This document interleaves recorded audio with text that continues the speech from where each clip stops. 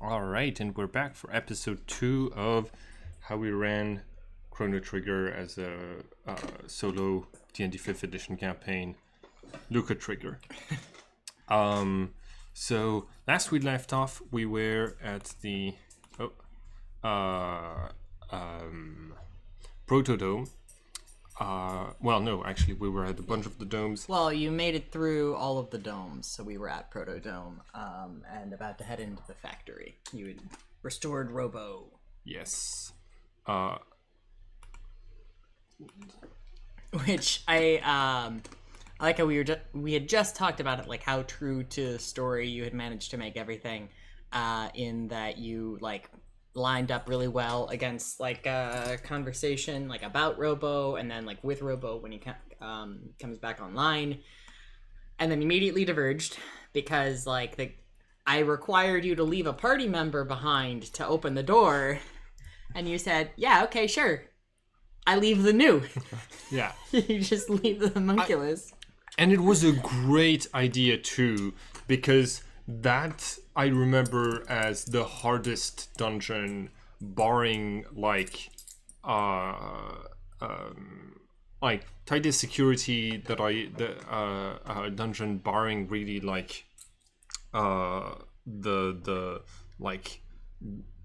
Black Omen and the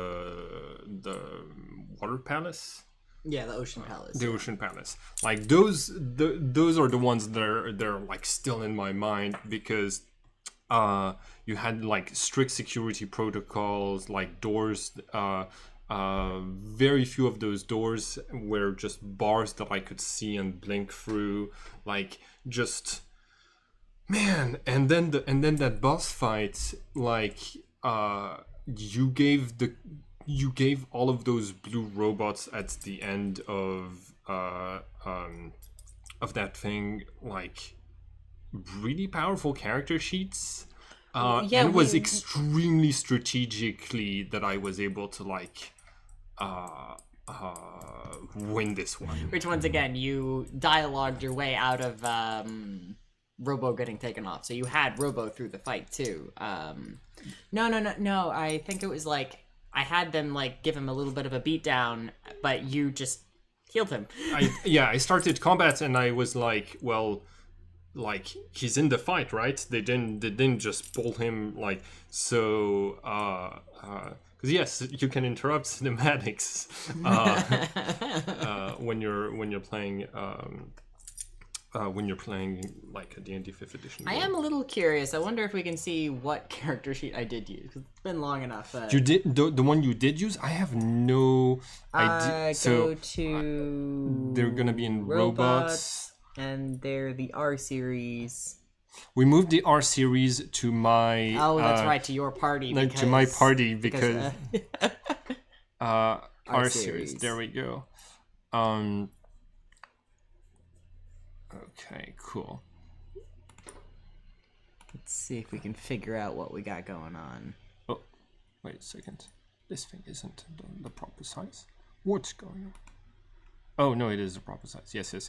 I don't know. Can't read it from here. Yes, okay. So, Shocking Grasp. Multi-attack. Oh, you changed the names inside the description of those things. Yeah, too. Sometimes I'm a little too clever for my own good. Yeah, I didn't have a challenge and didn't have a language or senses. I might have made this myself. Yeah. Just based off of Robo. I think that's what it was. Yeah, I based it off of Robo. Robo, you had the same Shocking Grasp thing and the Disintegration Ray. You just made it a recharge. I know you took a ton of character sheets that were just monsters, and then you also just put in this insane amount of work.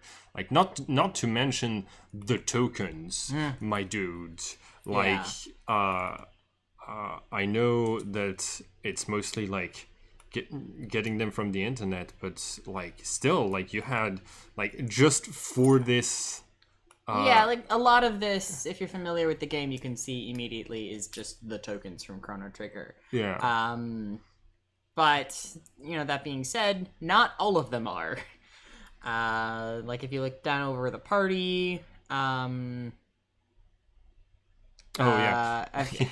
We've got our, Yeah. our Lucca in giant armor. Yes, that's right. I stole this giant armor off of the body of one of the guards, and you made it pink because that's more the colors I was going for with Gato anyways. And that's my little gun. So that was me when I was wearing the heavy armor that are like the combat one that artificers can have when they're the armor subclass. And this was actually the sprite we were using for a new, since it was, made by a artificer instead of being like a pure Yeah. being. And then For the aesthetic, and this was the shadow cat of Magus as a shadow.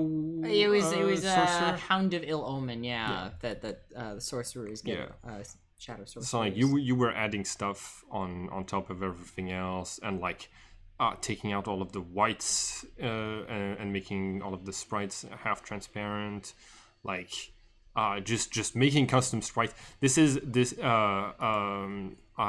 the aesthetic. This is the little robot from Dragon Ball GT. One of the most annoying characters in the history of annoying sidekicks, from what I've been told, and I use him to great effect in our campaign. I would agree. Yeah. But so you made your way through the robot factory, which was a little bit of a slog. Head back to Protodome, and you were finally able to enter the portal, which surprisingly led you to the end of time. Yes. Instead of wherever it otherwise would go. So the rules for that had been, as they were explained to me, is that when you travel with too many people, the gates like malfunction and bring you to the end of time. So this time, because I had 4 people walking in, that's when I ended up at the end of time, which is why for the rest of the game I had to make do with only having 3 people in my party at all times. Now, what counts as a people was a hot debate, because Robo is a robot and he counts as a party member, so you can't have him and other people. But my new is also a robot and part of my character sheet, and so we kind of like winged it.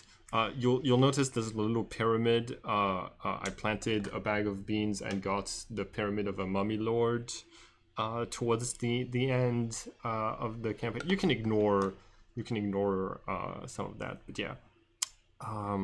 You see Specchio on there, as well as our discolored Magus, but that's definitely getting ahead of ourselves. Oh yeah. Yes. I think he's on the GM layer. Robo is, or not Robo. Okay. I mean Gato. Yes. So Lucca then learned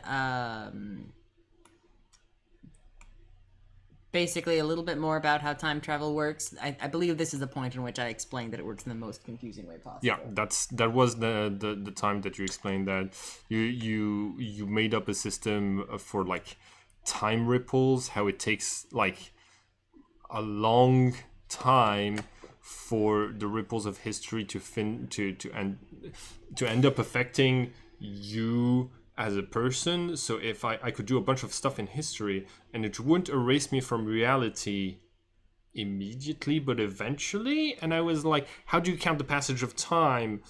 What do you mean by like it takes a lot of time and like which, I mean, that was sort of my explanation for why Marl disappeared, but not immediately. Because it took a little bit of time for it to catch up with her. You did your best. But also, like, things that you were doing would eventually affect you, but, like, not until the ripples made it all the way to the end of time, because that's now the latest point that you had affected. You also introduced a mechanic that I mean, like, that's the one big thing I would change about your campaign if I did it, is, like, no time passed at the end of time. So I was able to long rest in an instant, but also like which like which but also spells that had a certain amount of maintained time But we're not concentration. just kept going, like their time wasn't passing. For instance, regeneration. Yeah. No, regeneration is like concentration until I you. don't believe so. I think it's just 10 hours. That was, but like, it's such a high spell slot that Right, you normally yes. only cast it once. So like Morrow would cast regeneration, take a long rest, and then we would go on the adventure, which was wild. Just the amount of game mechanics shenanigans I was able to So, use because of looking back, yes, be able to take long rests at the end of time. That's definitely what it's there for. But have time pass, like have that be 8 hours everywhere else as well. Yes. That's lesson learned. Because I think I used that to sort of like instantly rehabilitate Flea and so, like instantly, basically, like at the end. So yeah, where I met the two weird creatures that reside at the end of time. The old man under the light post and Specchio. Yeah, understood that magic was real. Fully denied that it was, like magic in the sense of like an unexplainable phenomena, because it clearly follows certain rules. So it's just an extension of science after all. Where do you go after you leave the end of time? When you go to the last portal? Head back to your own time period, but not the gate in the forest. A, because there's not a pillar of light attached to it from the end of time at that point. But B, because you expect there to be guards, and you know that there's guards around your other one. There was one. There was a pillar of light at that time. I cast invisibility on my new and sent my new to scout through and see that basically you had moved the boss fight with the tank and like at the gate, because no. Vizier You approached it from the other side. You couldn't directly access it, but Got it. You ended up in Medina Village, the village of fiends on another continent. Yes. But in your own time period. And that was when you found like a book talking about the history of Magus, but like it was written from the point of view of fiends, which you'd never seen before. So it was very different from anything that you had seen. Like Marl was able to give you like some info on like the political situation of Medina, at least in relation to Guardia. And that was also when you ran into Melchior. Technically for the first time, I think, because I don't think I had you have a conversation with him when he was at the fair. No, you made me roll to remember that he'd been at the fair, but that's about it. I instantly knew there was something suspicious, and like I think it was the next time I talked with him that I was like, wait a second, you're referring to a time long ago where there used to be magic. That's also what the dude at the end of time was saying. You two know each other, don't you? And like being able to have that dialogue like ahead of when you're supposed to in the video game was fun. But also you tried to rob him. Yes, I did. Was it the first time? Yes. Yeah. Okay. Yeah. Like you tried to rob him. I did, because his swords were very cool looking and too expensive for me, and he had some techno magic security in place to stop me from doing that.